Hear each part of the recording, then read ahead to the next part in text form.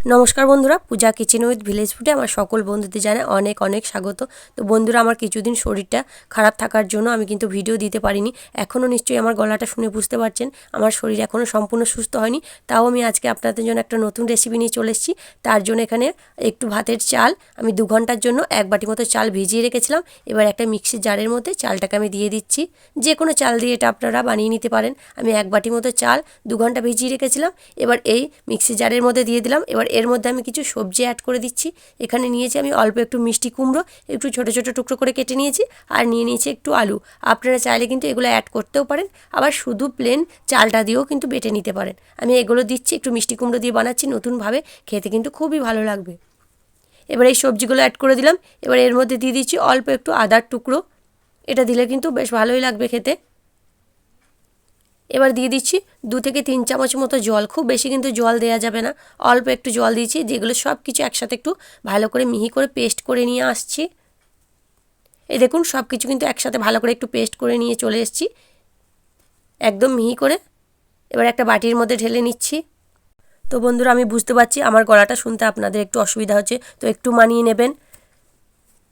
এবার দেখুন, সব আমি বাটির মধ্যে ঢেলে নিয়েছি। এবার ওই মিক্সির জারটা ধুয়ে অল্প সামান্য একটু জল দিয়ে দিচ্ছি। এবার এর মধ্যে দিয়ে দিচ্ছি স্বাদ মতো লবণ, দিয়ে দিচ্ছি 2 থেকে 3টে কাঁচা লঙ্কা কুচি। একটু ঝাল বেশি খাবো তাই একটু বেশি করে কাঁচা লঙ্কাটা দিয়েছি, তো আপনারা এটা বাড়িয়ে কমিয়ে নিতে পারেন।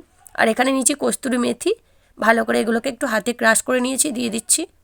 আপনারা চাইলে কিন্তু এখানে ধনেপাতা কুচিও ব্যবহার করতে পারেন। দিয়ে দিচ্ছি হাফ চামচ মতো গোটা জিরে, আর দিয়ে দিচ্ছি 1 চামচ মতো চিলি ফ্লেক্স। খুবই চটপটা লাগবে খেতে, তো আপনারা এটা কিন্তু দিতেও পারেন, আবার নাও দিতে পারেন। এবার দিয়ে দিচ্ছি কালারের জন্য অল্প সামান্য একটু হলুদের গুঁড়ো, আর দিয়ে দিচ্ছি 1 চামচ মতো ভাজা জিরের গুঁড়ো। গোটা জিরেকে একটু শুকনো কড়াইয়ে ভেজে নিয়েছি, ভালো করে গুঁড়ো করে দিয়ে দিয়েছি। এবার সব কিছু একসাথে একটু ভালো করে মেখে নেব, দিয়ে এটাকে একটু সময় নিয়ে ভালো করে ফেটে নিতে হবে। এটা একটু ভালো করে সময় নিয়ে ফেটিয়ে নেবেন, তাহলে কিন্তু এই পকোড়াগুলো খুব সুন্দরভাবে ফুলে ফুলে উঠবে, খেতে কিন্তু খুবই ভালো লাগবে। আজকে যদি আমার এই রেসিপিটা আপনাদের ভালো লাগে, প্লিজ লাইক কমেন্ট শেয়ার করবেন। আপনি যদি চ্যানেলে নতুন বন্ধু হয়ে থাকেন, চ্যানেলটিকে সাবস্ক্রাইব করে পাশে থাকা বেল আইকনটি প্রেস করে দেবেন, তাহলে আমি যখনই যা ভিডিও দেবো তার নোটিফিকেশন সবার আগে আপনাদের কাছে পৌঁছে যাবে। দেখুন, খুব ভালো করে একটু সময় নিয়ে ফেটিয়ে নিয়েছি। এবার এগুলোকে ভেজে নেব। তার জন্য আজকে আমি কড়াইয়ে সর্ষের তেল দিয়ে দিচ্ছি। আজকে আমি এটা সর্ষের তেলে ভাজবো। সর্ষের তেলটা কিন্তু একদম হালকা করে গরম করে নিতে হবে, কারণ সর্ষের তেলে কিন্তু অনেক ফেনা হয়, তো আপনারা কিন্তু এটা দেওয়ার সময় বুঝতে পারবেন না। তাই গ্যাসের ফ্লেমটা লো করে দিয়ে তারপরে এগুলো দেবেন। তারপরে গ্যাসের ফ্লেমটা একটু মিডিয়াম টু করে দেবেন, মিডিয়াম টু লো করে দেবেন, তাহলে কিন্তু এটা ভালোভাবে দেওয়া হবে।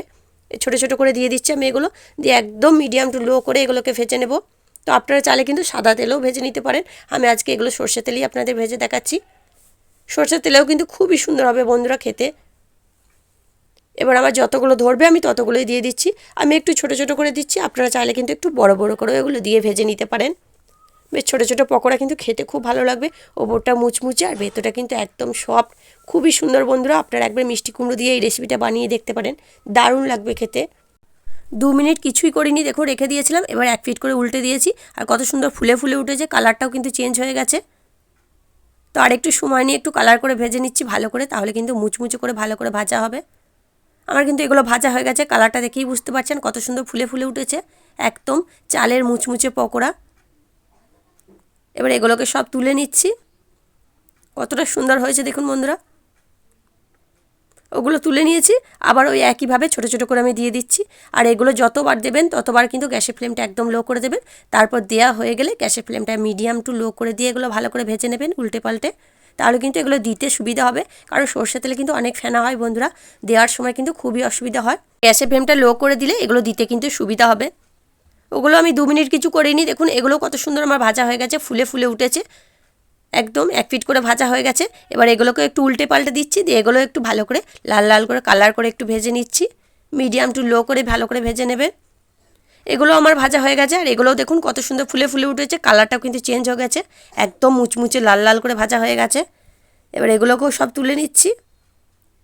একদম কুড়মুড়ে মুচমুচে চালের পকোড়া, দারুণ বন্ধুরা, সকাল বিকাল চায়ের আড্ডা একদম জমে যাবে। এই দেখুন বন্ধুরা, আমার কিন্তু মিষ্টি কুমড়ার চাল দিয়ে পকোড়াগুলো তৈরি হয়ে গেছে। ওপর থেকে আমি একটু বিট লবণ ছিটিয়ে দিয়েছি আর একটু সস নিয়ে নিয়েছি। তো এইভাবে কিন্তু এই মুচমুচে চালের পকোড়াটা বানিয়ে দেখতে পারেন বন্ধুরা। সকাল বিকাল চায়ের আড্ডা কিন্তু একদম জমে যাবে, খুবই ভালো লাগে খেতে বন্ধুরা। আর যদি চটপটা কিছু খেতে মন যায়, অল্প সময়ে কিন্তু এইভাবে মিষ্টি কুমড়ার চাল দিয়ে এই পকোড়াটা বানিয়ে দেখতে পারেন, খুবই ভালো লাগবে। ছোট থেকে বড় সকলেই কিন্তু খুবই পছন্দ করবে। তাহলে বন্ধুরা, আজকে আমার এই রেসিপিটা আপনাদের কাছে কেমন লাগলো সেটা কিন্তু অবশ্যই কমেন্টের মাধ্যমে জানিয়ে দেবেন। দেখে যদি একটু ভালো লেগে থাকে, আপনি যদি নতুন বন্ধু হয়ে থাকেন, একটা লাইক দিয়ে চ্যানেলটিকে সাবস্ক্রাইব করে পাশে থাকা বেল আইকনটি প্রেস করে দেবেন। তাহলে আমি যখনই যা নিত্য নতুন ভিডিও দেবো তার নোটিফিকেশন সবার আগে আপনাদের কাছে পৌঁছে যাবে।